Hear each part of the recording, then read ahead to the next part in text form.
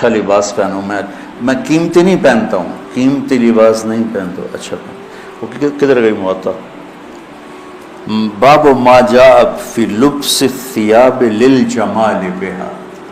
کپڑے اس لیے پہننا کہ اچھے نظر آئیں، آپ خوبصورت نظر آئیں. سبحان اللہ.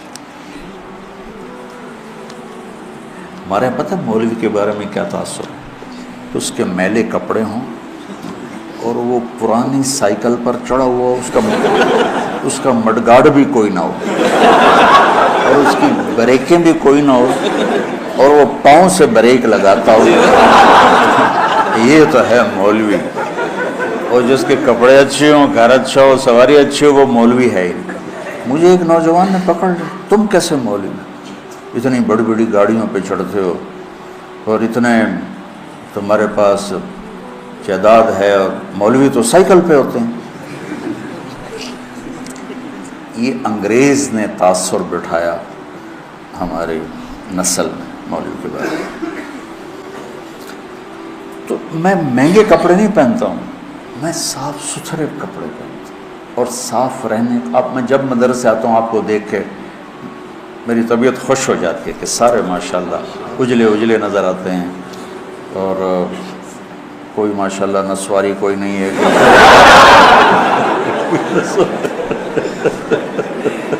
سارے صاف ستھرے خوشبودار تو اچھے لگتے ہیں.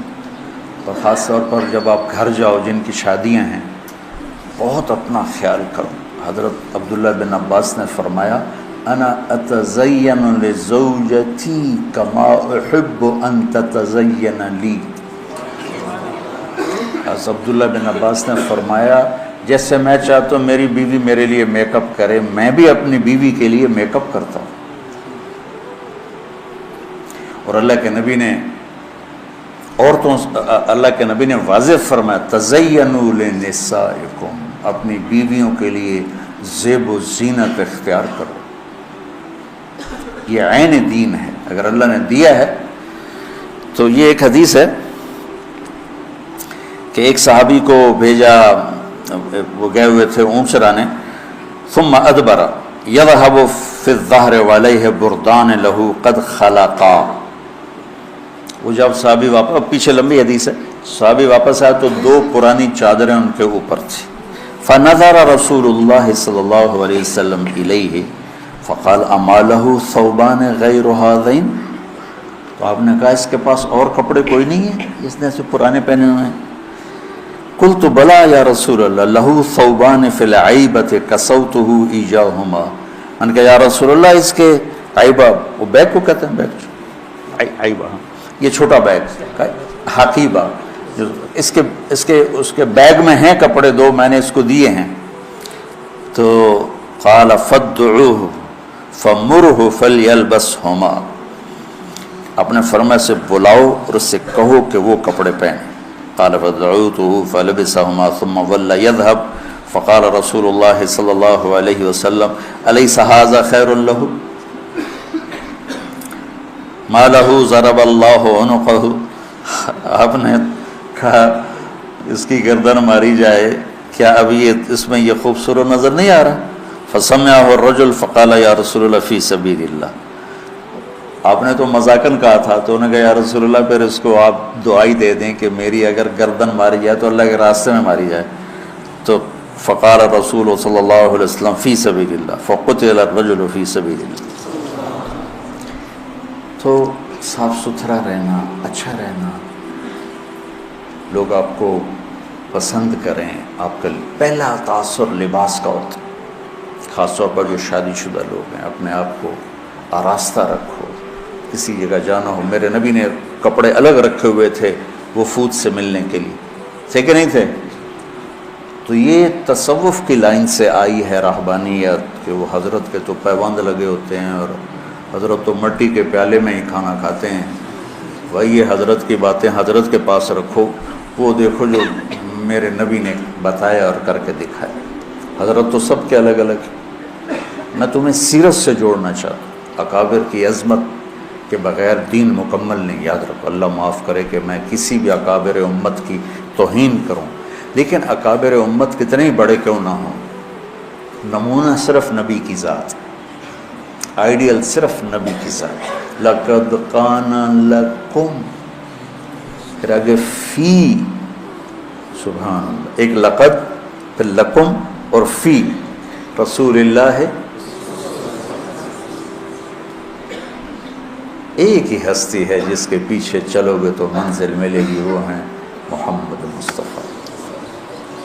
محبتیں بانٹو، محبتیں تقسیم کرو، نفرتوں کی آگ کو بجھاؤ اور اسلام پیش کرو. اسلام پیش کرنے کی مثال کیا ہے؟ میں کہتا ہوں بھائی جو 5 وقت نماز پڑھے گا اللہ اس سے جنت میں جگہ عطا فرمائے گا. یہ تو ہو گیا اسلام. اور مذہب کیا ہے؟ یہاں ہاتھ نہیں باندھنے ہیں، یہاں باندھنے ہیں، نہیں یہاں نہیں باندھنے ہیں، یہاں باندھنے ہیں. یہ ہو گیا مذہب. تو مذہب کی تبلیغ نہیں کرنی، اسلام کی تبلیغ کرنی.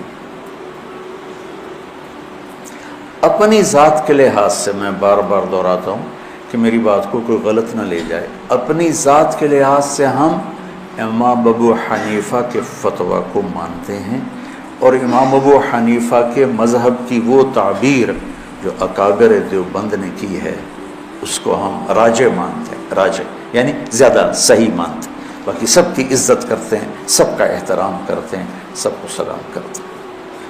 ہمارے اکابر کا حال یہ تھا کہ مولانا اشرف علی تھانوی رحمۃ اللہ علیہ کی مجلس میں کسی نے کہہ دیا احمد رضا خان بریلوی،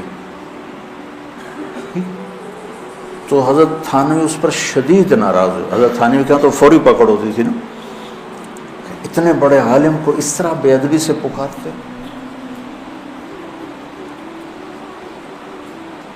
ہم تو اپنے اکابر کے ہی سیرت اور اخلاق نہیں جانتے کہ انہوں نے کس طرح سلوک کیے. آج جو ہو رہا ہے وہی ڈھول گلے میں ڈال کے بجائی جا رہے. تو وہ ایک جلوس جا رہا تھا، نہیں چلے گی، نہیں چلے گی، نہیں چلے گی، نہیں چلے گی. وہ ایک نے کسی سے پوچھ لیا بھائی کس کی نہیں چلے گی؟ کہا مجھے کچھ پتہ نہیں، بس نہیں چلے گی. نہیں چلے گی. جو سارے کہہ رہے نہیں چلے گی، میں کہہ رہا ہوں نہیں چلے گی. تو بھائی ایسے نہ بنا. آپ نے حضرت ابو ذر غفاری سے فرمایا ابو ذر الا انبئک بعملین خفیف مؤونتہما عظیم اجرہما والذی نفسی بیدہ لم یأت الثقلان بمثلہما. ابو ذر تمہیں 2 کام بتاؤں جو کرنے میں آسان اور اجر میں ان کا وزن بے شمار. ذات کی قسم جس کے قبضے میں میری جان ہے، قیامت کے دن بہت تھوڑے لوگ ہوں گے جو اس کو لے کر آئیں. کہ یا رسول اللہ کیا؟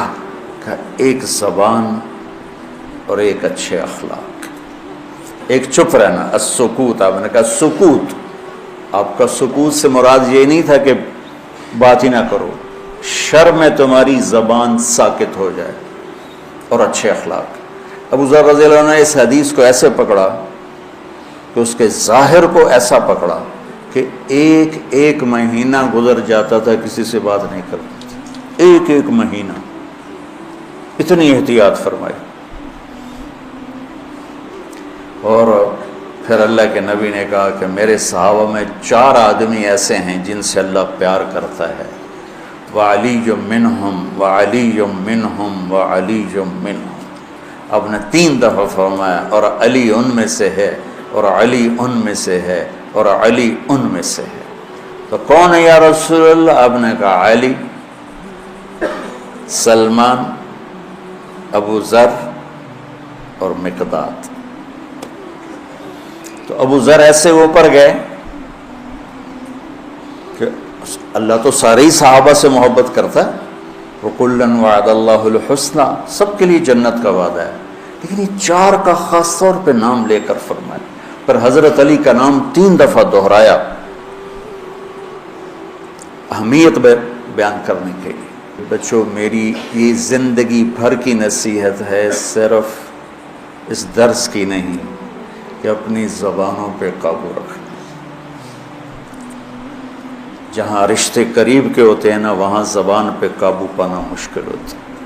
کوئی پرایا گالی بھی نکال دے تو آدمی پرواہ نہیں کرتا ہے، اور اپنا اوئے بھی کر دے تو دل پھٹ جاتا ہے۔